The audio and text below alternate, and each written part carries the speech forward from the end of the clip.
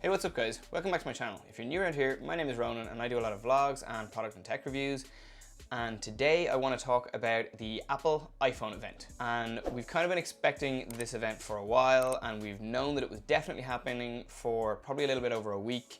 But the iPhone event today wasn't so much an iPhone event as it was an everything Apple event that isn't a MacBook. So they covered pretty much just about everything except for their Mac lineup. This year's lineup seems to be more of a refresh rather than the groundbreaking updates we saw last year, but there is still plenty to get excited about, and I'm going to run through my top 5 things from the Apple keynote today. So first up, Season 2 of The Morning Show is launching this Friday.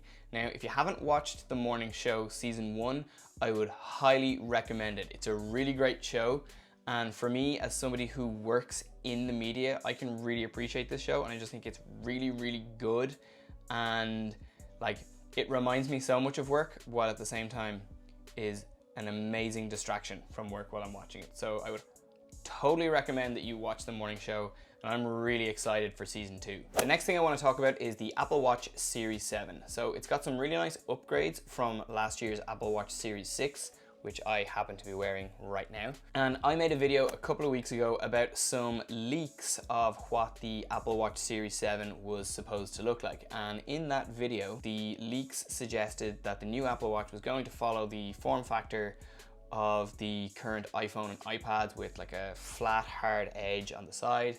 And thankfully, I can say that those rumors turned out to be completely false. Apple have refreshed the look of the Apple Watch Series 7 insofar as they've made the screen a little bit bigger, but they have kept the rounded edges, and they've actually made the rounded edges more in line with the screen, so it appears that it's just one piece, even though the screen still sits onto the body. And it looks really, really nice, and I have to say I really like the style of the Apple Watch Series 7 this year. I think it's really, really beautiful, and I'm really glad to see that Apple have kind of kept the style that they've gone with kind of since the original Apple Watch. Like, they haven't really updated the style of the watch at all since it originally launched. So like, they may change that at some stage in the future, but I'm very happy that we kind of continue with this form factor for at least another year. And the next thing that I'm really excited about from the Apple keynote today is that the iPhone 13 Pro will be available with 1 terabyte of storage. Like, that is a crazy amount of storage to have in a phone. Like, my laptop has 256 gigs of storage. Actually, so does my iPhone. But 1 terabyte is bananas. I mean, that's probably more than enough to store all of your music, all of your photographs, any videos, movies that you might have downloaded, all on one device. Also, if you're, say you're a YouTube creator, you could do everything from that device. With 1 terabyte of storage, you could shoot, you could edit, you could upload a video all to YouTube from the phone. And I just like the idea of having 1 terabyte of storage kind of blows my mind a little bit. And I've looked it up, and the cost of the iPhone 13 Pro with 1 terabyte of storage is €1,759 in Ireland. So like, if I had a spare €1,700 lying around, I'd order that in the morning. Unfortunately though, I don't have the money just lying around for that, so I probably won't be ordering it. And then there were lots of other really great upgrades on the iPhone 13 and the iPhone 13 Pro, but for me, the most notable of those upgrades has to be the notch. So if you don't know what I'm talking about, this is the notch. And that's basically where your front-facing camera, your proximity sensor, your light sensors, and your Face ID sensors all live. And that's been a feature of pretty much every iPhone with Face ID since the iPhone 10 launched a couple of years ago. And since the iPhone 10 launched, the notch has been probably the biggest criticism anyone has had about the styling or design choices of the iPhone since it became a feature. For me personally, the notch doesn't really bother me. It never really has. I don't really know what all the drama's about, but it's there and people really don't like it.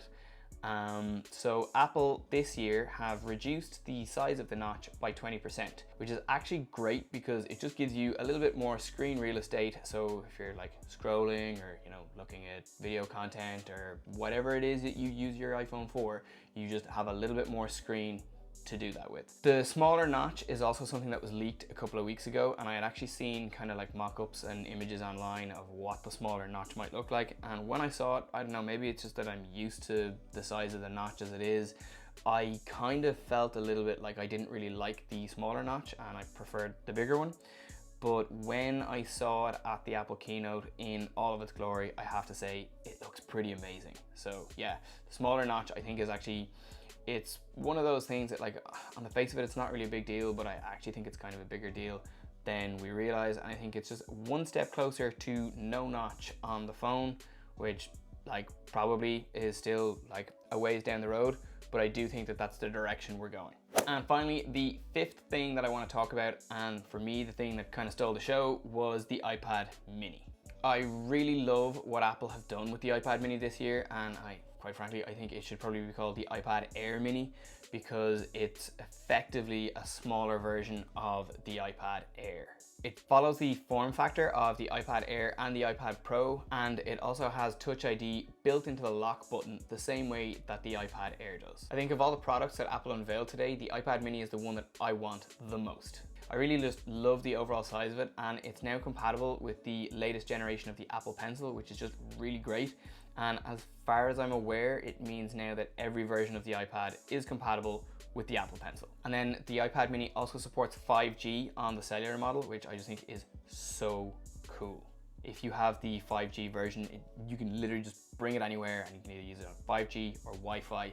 You'll have amazing connectivity anywhere you go. I'm just really excited about this year's iPad mini, and I can absolutely see myself looking at getting one of these down the road. Okay, so those are my top 5 things from the Apple keynote event today.